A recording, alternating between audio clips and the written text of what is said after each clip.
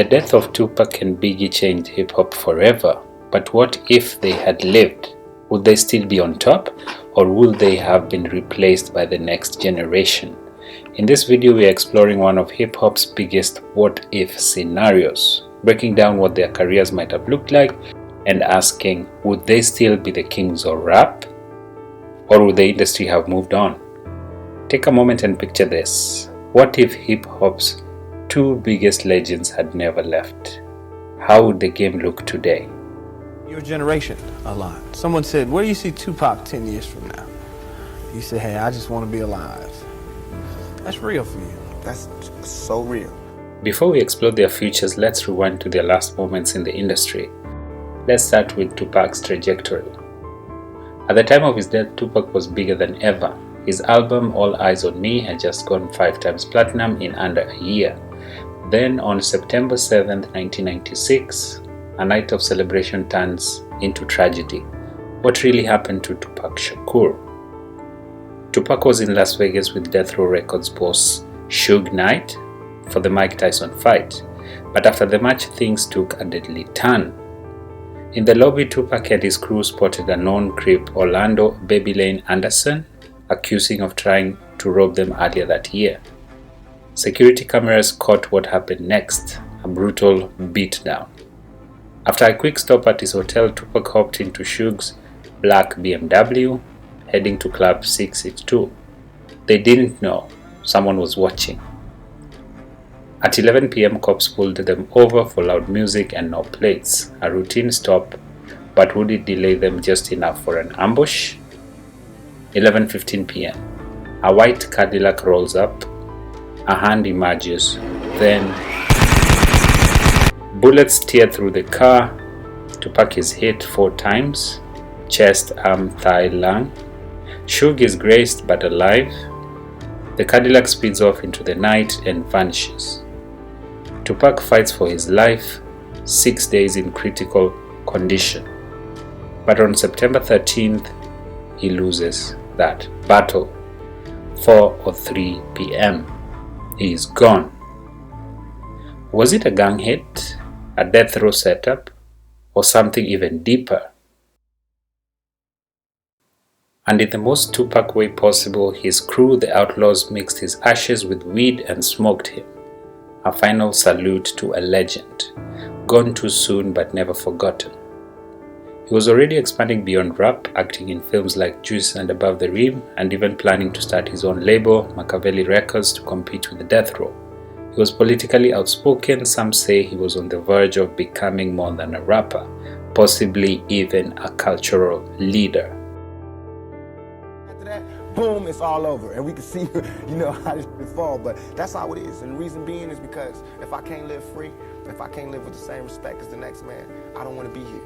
Because God has cursed me to see what life should be like. Now let's look at Biggie and his future plans.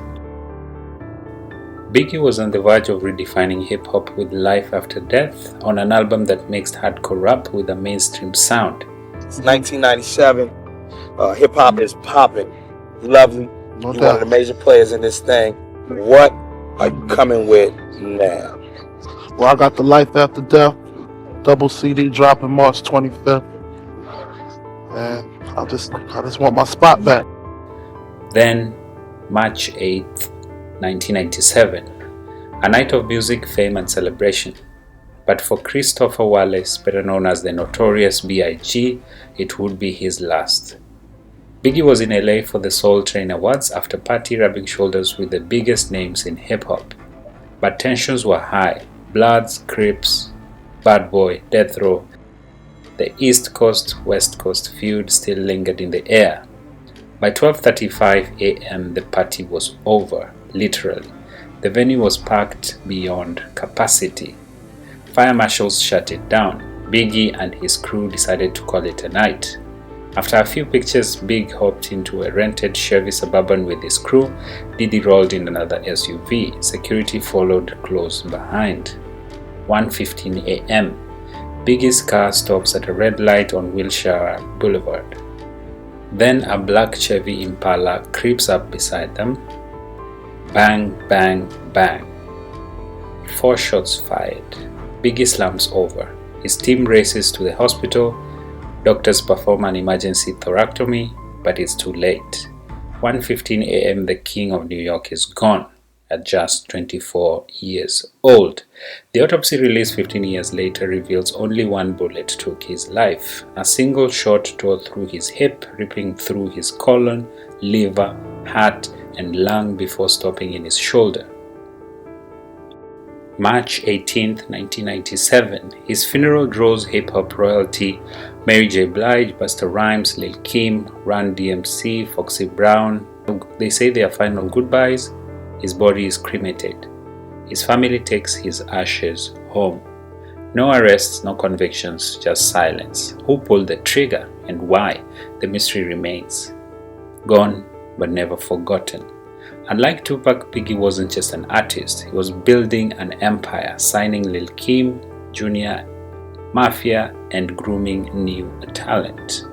Would he have followed Jay-Z's path, moving from rap superstar to billionaire mogul? Would their beef have continued, or could they have ended the East Coast-West Coast war themselves? I hung up the phone, and the phone rang again, like maybe like a half hour behind that. But see, as I spoke to him, like I just spoke to him, I was like, nah, like I immediately dismissed it. What if Tupac Shakur and the Notorious B.I.G had not been tragically taken from us in the 90s? What if their rivalry had continued to shape the landscape of hip-hop well into the 2000s? Let's explore two alternate realities. One where they remain dominant forces, and another where they fade into the background.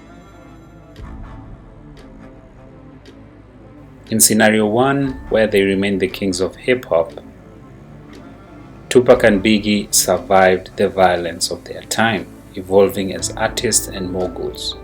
The late 90s and early 2000s saw a new wave of rap kings like Jay-Z, Nas, and Eminem rise to power.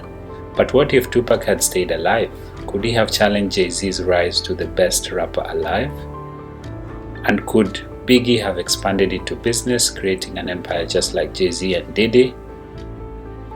Tupac and Jay-Z were two of the greatest to ever do it. Jay-Z was carving out his space as a businessman and lyricist, while Tupac, still as politically conscious as ever, would have continued to speak for the streets. What would their rivalry have looked like as Jay-Z's empire grew and Tupac's activism inspired a new generation?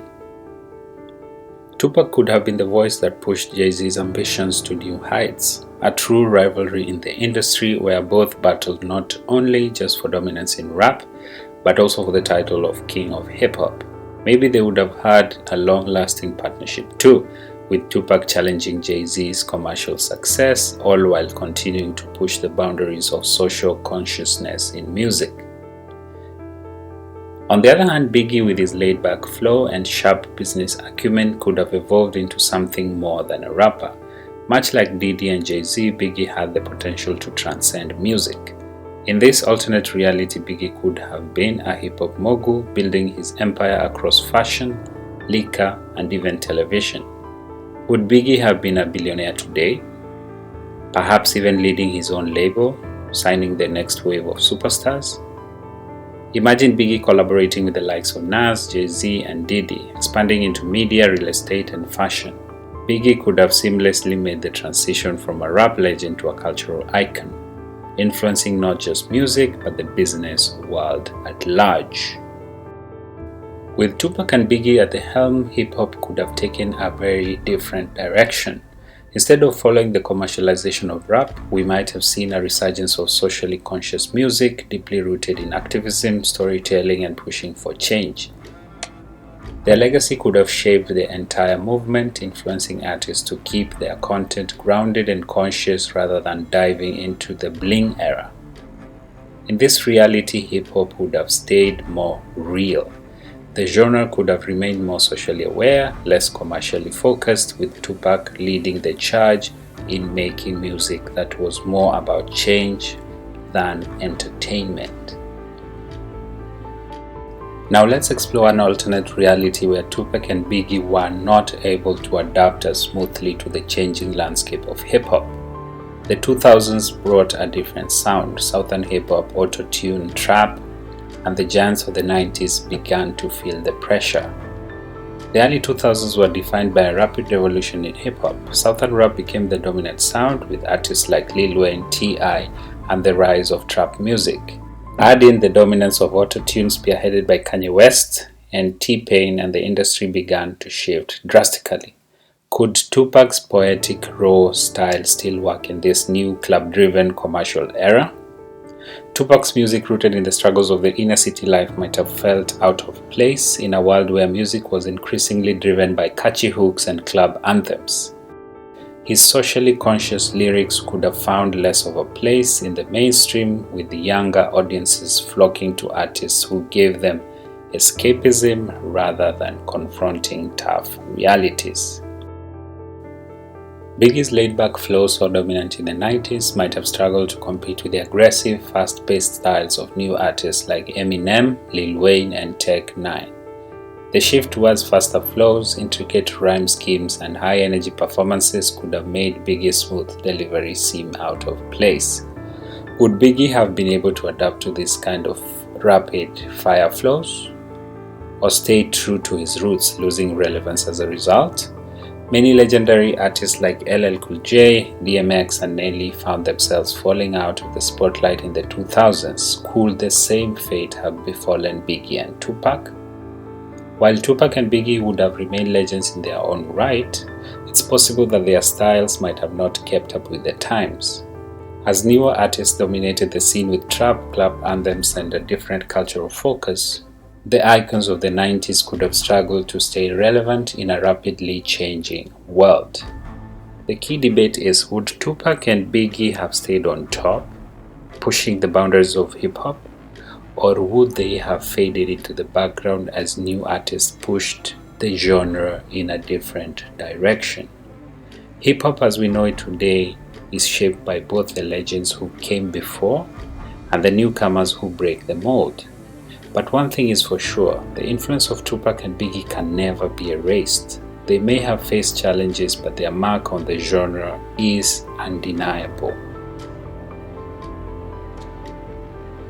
Whether they lived or died, one thing is certain: Tupac and Biggie's influence never faded. Their words, their flows, their entire approach to hip-hop still shape the industry today. Take Kendrick Lamar and J. Cole for example. Tupac's raw storytelling, his fearlessness in tackling race, politics, and pain, these artists continue that legacy. They are not just making music, they are speaking truth, just like Tupac did. And then there is Biggie, the king of flow. His effortless rhythmic storytelling still echoes in modern rap. Drake, Jay-Z, and even Pop Smoke borrowed from Biggie's cadence, his ability to ride the beat with precision. Even beyond his music, Biggie set the blueprint for what it means to be an East Coast rapper. Without him, would New York hip-hop have stayed dominant? Would Jay-Z have been Jay-Z without Biggie paving the way? Some believe that dying young immortalized them, cementing their music as legendary, untouchable. After all, artists like Kurt Cobain, Amy Winehouse, and even Elvis Presley became larger than life after their untimely deaths. Could the same be said for Tupac and Biggie? But what if they had lived? Would they have remained dominant or faded into the background, struggling to keep up with the changing trends? Would they have been able to evolve? Or would their music have been labeled old school and forgotten? No one can say for sure what would have happened. Maybe they would have continued ruling hip-hop, maybe they would have fallen into obscurity. But one thing is undeniable, hip-hop would have been very different if Tupac and Biggie had never left us. Smoke and talk with your homies about what the game would be like if Tupac was still here, or Biggie, or Eazy-E. You know what? I had that discussion 2 or 3 times, and I always come to the conclusion that a lot of artists wouldn't be as big as they are if they were here. And that was gone soon but never forgotten. What do you think? Would Tupac and Biggie still be the kings of hip-hop today? Or would they have struggled to stay relevant? Drop a comment below and let's talk about it. If you found this breakdown interesting, check out these videos.